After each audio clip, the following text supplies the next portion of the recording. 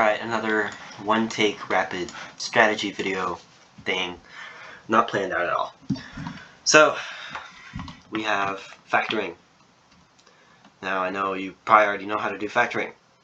However, I have a special strategy that I may or may not have already taught you. But it is very good, and it works very well, very fast. And it even works when you are confronted with things like this. Let's say, I'm trying to think of something that would work. Okay, I thought of something. So, this is really annoying to factor, because there's so many possibilities in everything, right? But, if you have something really complex like this, here's what you do. So, what are the factors of 4? 2 and 2, 4 and 1. What are the factors of 28? 1, 28, 2, 14, 4, and 7. Right? So there's only so many oh, wait. We got negatives. So, essentially, just double the amount. Because you can switch around the negative sign, too. Like that. So there are a lot of possibilities here. All we have to do is just flip through them.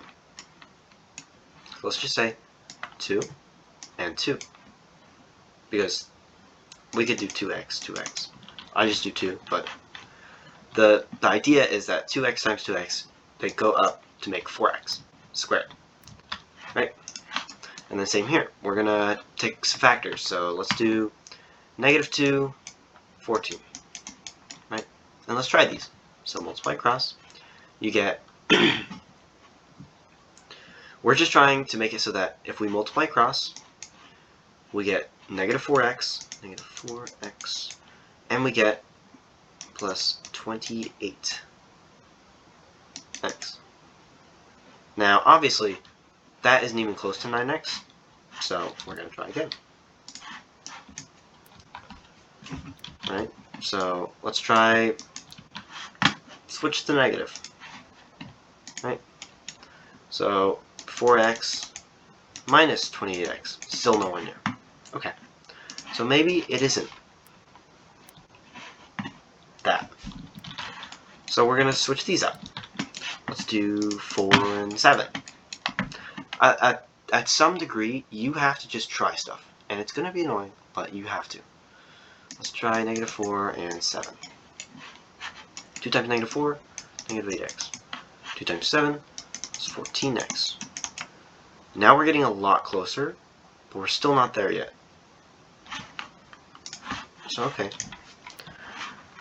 And you could go through all of these factors, but let's try switching out these. So we switch out these for the 4s. We got 4x, and we got 1. Let's try this. 1x. 4x times negative 4, negative 16x. And then we get positive 7 plus 7x. Combine these two, we get negative 9x. Perfect, right? We got it. Now what? We've flipped through things. We finally got it where if we multiply across and combine them, we get this thing in the middle, right? So what do we do? Now, the fun part, whatever we multiplied across, we do the diagonals in the parentheses. So we don't do 4x minus 4 in the parentheses.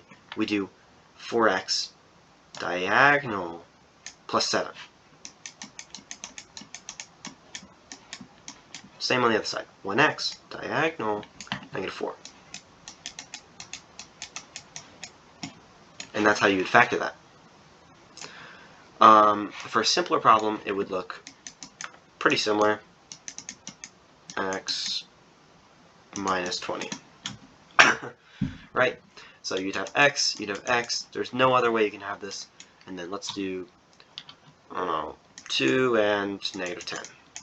Multiply across, we get 2, we get negative 10. That gives us negative 8. No dice. Let's try flipping the negative sign. Bring this right here. Negative 2 and 10. That gives us 8. Positive 8. So that's no dice.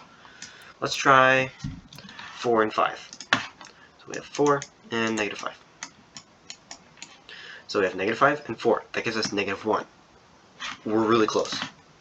Just switch this negative sign, and we get negative 4 and 5. 5 minus 4 is 1. We got 1 right there. Perfect. Now that we've multiplied across, we're going to put the parentheses diagonally. Now they're both x, so it doesn't really matter, but always keep that in mind.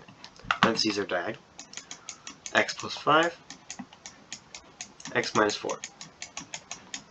And there you have it.